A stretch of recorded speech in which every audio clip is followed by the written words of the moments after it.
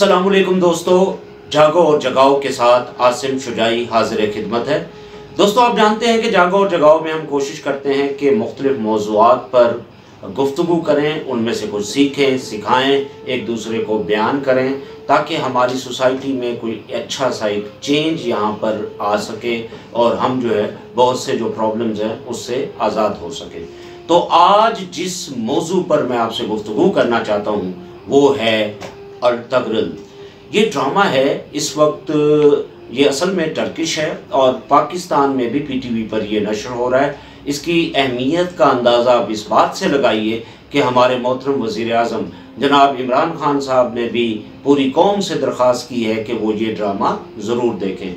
ये बहुत ही मकबूल सीरियल है और इसको उर्दू में भी ढाला गया है और इस वजह से ढाला गया है क्योंकि इसमें मुस्लिम वर्ल्ड का जो इशू है उसको बहुत ही खूबसूरती से पिक्चराइज किया गया है और ख़ास तौर पर इसके जो डायलॉग्स हैं वो भी बहुत कमाल हैं। और इसमें अर्तगरल गाजी जो कि सल्तनत उस्मानिया का जद्द अमजद में से था, उसकी जो खसूसियात हैं, उसके जो औसाफ हैं किरदार के, वो बहुत खूबसूरत हैं, बहुत खूबसूरती से बयान किए हैं। और मुस्लिम वर्ल्ड के बहुत से नौजवान जो है, नौजवानों की एक बहुत बड़ी अक्सरियत, और न सिर्फ मुस्लिम वर्ल्ड में बल्कि कहते हैं कि यूरोप वगैरह में भी जो है लोग इससे मुतासिर हो रहे हैं। इसमें कोई शक नहीं है कि ये ड्रामा अपनी नौइयत का एक मुनफरिद ड्रामा है और इसमें ख़ास तौर पर जो तारीख़ी किरदार है उसके जो हक़ाइक़ हैं उसको बहुत खूबसूरती से बयान किया गया है। अगरचे जो सल्तनत उस्मानिया है उस हवाले से हिजाज़ यानी सऊदी अरब या अरब कंट्रीज़ जो हैं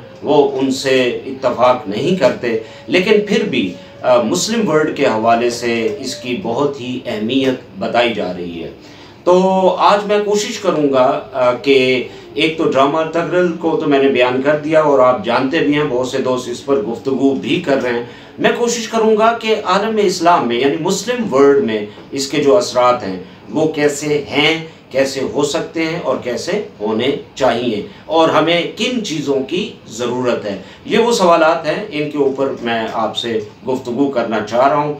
तो सबसे पहली बात तो ये है कि आपको पता है कि मुस्लिम वर्ल्ड जो है वो पसमानदगी का शिकार है और मुझे याद है कि 90 की दहाई में एक दानिश्वर थे अकबर अली एम.ए, तो मैं उनके कॉलम अखबारात की ज़ीनत बना करते थे, तो मेरी आदत थी मैं उनको पढ़ता था और उनके तराशे सेफ भी रखता था। और एक उनका एक कॉलम था जो उस वक्त उसका टाइटल मुझे समझ नहीं आया लेकिन अब समझ में आ रहा है, और वो टाइटल ये था कि हम पसमानदा हैं इसलिए हम पसमानदा हैं, चूँकि हम पसमानदा हैं इसलिए हम पसमानदा हैं। तो पसमानदगी बज़ाते खुद एक वजह होती है, उसको किसी दूसरी वजह की ज़रूरत नहीं होती। तो आप भी जानते हैं कि मुस्लिम वर्ल्ड जो है वो पसमानदगी का शिकार है और उस पसमानदगी में से कैसे निकला जा सकता है। ड्रामा अर्तगरल की यानी जो इस वक्त पेश किया जा रहा है उसमें ये बातें हो रही हैं, तो मैं भी उनमें से जो चंद बातें हैं वो आपके गोशगुजार करना चाहता हूँ।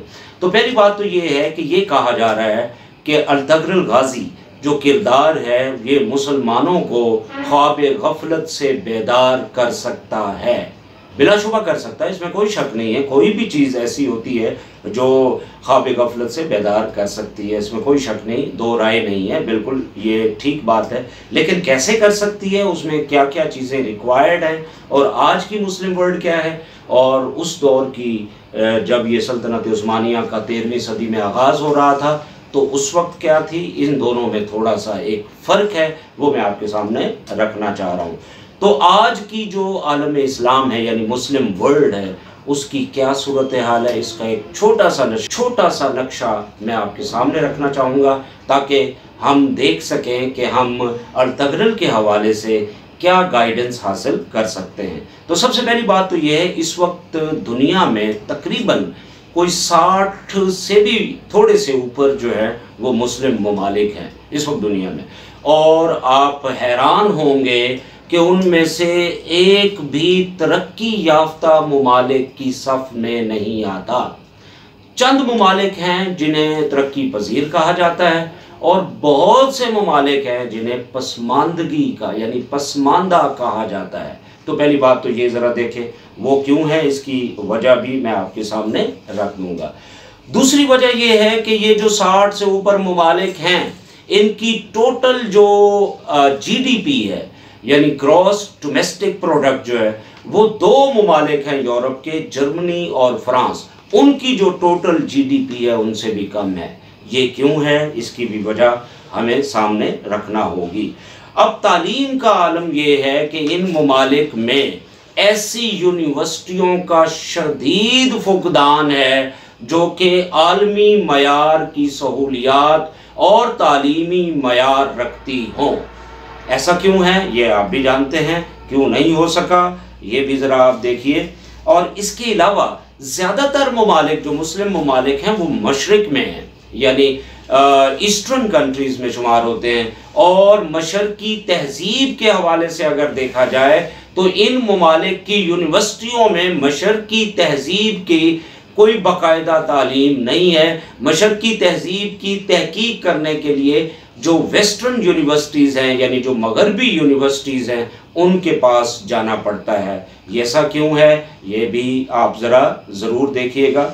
और इसके अलावा साइंस और टेक्नोलॉजी के हवाले से गुज़िश्ता 5 सदियों से कोई काबिल ज़िक्र जो है साइंस एंड टेक्नोलॉजी के मैदान में ये ममालिक कोई किरदार अदा नहीं कर सके। और पिछले 200 सालों में जो साइंस एंड टेक्नोलॉजी ने बहुत ज़्यादा तरक्की की है, उसमें भी मुस्लिम ममालिक का जो हिस्सा है वो बहुत बहुत थोड़ा है, तकरीबन ना होने के बराबर है। साइंस एंड टेक्नोलॉजी में पसमानदगी ये भी आप ज़रा सामने रखिए। सियासी लिहाज से देखा जाए तो आज दुनिया जो है वो जमहूरियत से भी आगे का सफ़र करने की तरफ तैयारी कर रही है, जबकि मुस्लिम ममालिक में पहले तो बहुत थोड़े ममालिक में जमहूरियत है और वो भी लूली लंगड़ी जमहूरियत है, और दूसरा बहुत से ममालिक जो हैं उनमें या तो आमरीयतें हैं या फिर बदबूदार किस्म की बादशाहतें हैं, यानी जिन्हें दुनिया तरक्की याफ्ता दुनिया आज से 200-150 साल पहले ख़त्म कर चुकी है, तो वो अभी तक मुस्लिम ममालिक में ये सिस्टम मौजूद है। वो क्यों है और उसकी वजह भी आप सब जानते हैं। अब एक और बात ज़रा आप देखिएगा कि इब्न रुशद जैसा अजीम फ़लसफ़ी साइंसदान, उसने तकरीबन आज से 1000 साल पहले हमें एक बात समझाई थी कि मुसलमानों, मज़हब और साइंस में आपस में इन दोनों को गड़बड़ ना करो। उस वक्त समझाई थी ये बात कि ये दोनों हकाइक हैं, दोनों हकीकतें हैं, इनको आपस में गड़बड़ ना करो। लेकिन इन ममालिक में ये मुसलसल गड़बड़ हो रहे हैं, इसलिए ना साइंस रह रही है और ना मज़हब रह रहा है। इन दोनों को आपस में मिक्सअप इस तरह से किया जा रहा है, वो तकरीबन समझ से बहुत ही बाहर है। अब अगर हम ये देखें कि अर्तगरल को सामने रखते हुए हमने मुस्लिम ममालिक को ख्वाब गफलत से बेदार करना है, अगर हम करना चाहते हैं, तो फिर ये जो वजूहात हैं जो अभी मैंने आपके सामने रखी हैं, तो इनको ख़त्म करना होगा। और आज की दुनिया अगर आप देखें, साइंस एंड टेक्नोलॉजी में इतनी डेवलपमेंट हो चुकी है कि दुनिया जो है वो इंफॉर्मेशन टेक्नोलॉजी से बायोटेक्नोलॉजी की तरफ आ रही है, और बायोटेक्नोलॉजी के बाद जो है वो स्पेस टेक्नोलॉजी का दौर जो है वो भी शुरू होने वाला है। और इससे क्या हुआ है, इससे ये हुआ है कि एक तो इंफॉर्मेशन का फ्लो बहुत तेज़ हो गया है, और दूसरा बायोटेक्नोलॉजी के ज़रिए सुपर ह्यूमन्स पैदा करना जो है मुमकिन हो गया है। और इसके अलावा एक और चीज़ जो है आर्टिफिशियल इंटेलिजेंस, जिसे AI कहा जाता है, इसका भी रेवोल्यूशन जो है वो दुनिया में बर्पा हो चुका है। यानी तकरीबन कोई 1860 की दहाई में डार्विन जैसे एक अजीम साइंसदान ने जब ये उसूल दुनिया को में मुतारिफ कराया था, यानी उसका जिक्र किया था कि नेचुरल सिलेक्शन का, तो नेचुरल सिलेक्शन का उसूल जो है अब साइंस एंड टेक्नोलॉजी उसे तेज़ी से आर्टिफिशियल सिलेक्शन की तरफ लेके जा रही है। अब ये आर्टिफिशियल सिलेक्शन क्या है, इस हवाले से अगर आप अभी एक किताब आई है 21 lessons for the 21st century, ये युवल नोआ हरारी एक ऑक्सफोर्ड यूनिवर्सिटी के हिस्ट्री के प्रोफेसर हैं, उनकी किताब है 21 lessons for the 21st century, यानी 21वीं सदी के लिए 21 सबक। तो ये जो 21 सबक में उन्होंने ये सारे जो पॉइंट्स हैं وہ بڑی خوبصورتی سے بیان کی ہیں اور بتایا ہے کہ سائنس اینڈ ٹیکنالوجی ہے وہ دنیا کو آرٹیفیشل انٹیلیجنس اور اس کے علاوہ سائبورگ ٹائپ کے اور روبوٹکس ٹائپ کا جو انفارمیشن مطلب ٹیکنالوجی کا دور ہے. اور اس کے علاوہ سٹار وارز والی جو موویز ہیں اس میں بھی آپ دیکھتے ہیں کہ دنیا جو ہے اسپیس ٹیکنالوجی میں اس زمین سے ہجرت کر کے کسی اور سیارے میں بھی جانے کے امکانات موجود ہیں. تو اب ان حالات میں مسلم ممالک کے پاس اب کیا رہ جاتا ہے؟ کیا وہ خواب غفلت سے بیدار ہو سکتی ہے؟ کیسے ہو سکتی ہے؟ اور اس کی ایک ہی صورت ہے اور وہ یہ ہے کہ یہ ساری جو وجوہات پسماندگی کی میں نے ابھی آپ کے سامنے رکھی ہیں تو ہمیں غیر جانبدارانہ طور پر ان کو مطلب دیکھنا ہوگا اور اپنے اندر کی جو منفی کوالٹیز ہیں ان کو مثبت کوالٹیز میں بدلنا ہوگا. اور جو جدید دنیا ہے ان کے ساتھ مقابلے کے حوالے سے سائنس اینڈ ٹیکنالوجی میں سب سے پہلی چیز ہے اور وہ ہے تعلیم کا میدان. تو ہمیں تعلیم کا جو میدان ہے اس کو ریولوشنائز کرنا ہوگا اور اس کے لیے ضرورت ہے ایک انقلاب کی. اور وہ انقلاب یا تحریک جسے کہتے ہیں نشأت ثانیہ یعنی رینیسنس. اور رینیسنس جو ہے اس کے حوالے سے آپ جانتے ہیں کہ 15ویں صدی میں یورپ جو ہے وہ نشأت ثانیہ یعنی ریوائیول آف نالج کی تحریک سے گزر رہا تھا اور اسی 15ویں صدی میں مسلم ممالک جو ہیں وہ ڈارک ایجز کی طرف جا رہے تھے. اور اب ہوا کیا ہے کہ وہ جو مغربی ممالک ہیں وہ تو سائنس اور ٹیکنالوجی کی روشنی سے منور ہو کر ڈیولپ ہو چکے ہیں اور مسلم ممالک جو ہے وہ ڈارک ایجز میں ہیں, اپنی تعلیم کو بہتر نہیں کر سکے, اپنی سوسائٹیز کو ریوائیو نہیں کر سکے.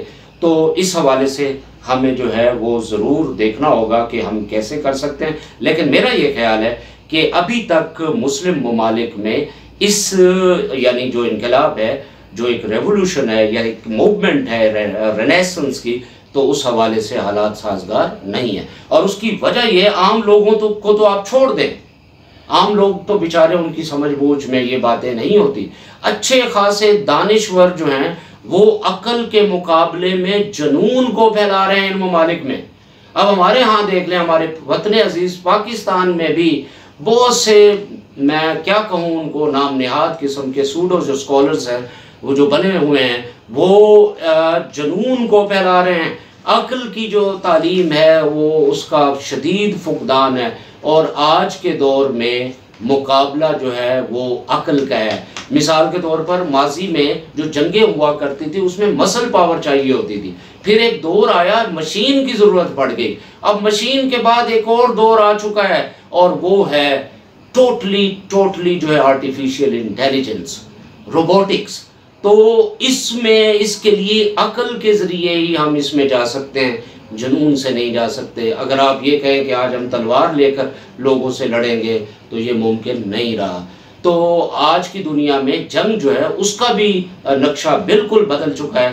یہ میں کسی اور ویڈیو میں بتاؤں گا کہ اس وقت جنگ جو ہے وہ کیا شکل اختیار کرتی جا رہی ہے اور مستقبل میں جنگیں کیسی ہوں گی. لیکن یہاں میں اس کا ایک ہلکا سا ٹچ یہ دے رہا ہوں کہ سپیڈ اور ایجیلٹی اور سائٹ, یہ تین چیزیں ایسی ہیں جو جنگ کا ایک حصہ بن چکی ہیں. تو اس حوالے سے مسلم ورلڈ بہت پیچھے ہے, نہ ہونے کے برابر ہے. تو ان ساری صورتحال کو اگر سامنے رکھا جائے, عقل کے مقابلے میں جو لوگ جنون کو پھیلا رہے ہیں ان کے بارے میں صرف ایک شعر ہی بیان کروں گا اور وہ شعر یہ ہے کہ ان عقل کے اندھوں کو الٹا نظر آتا ہے, ان عقل کے اندھوں کو الٹا نظر آتا ہے, مجنون نظر آتی ہے لیلا نظر آتا ہے. کا بہت شکریہ, آپ کی سماعتوں کا شکریہ.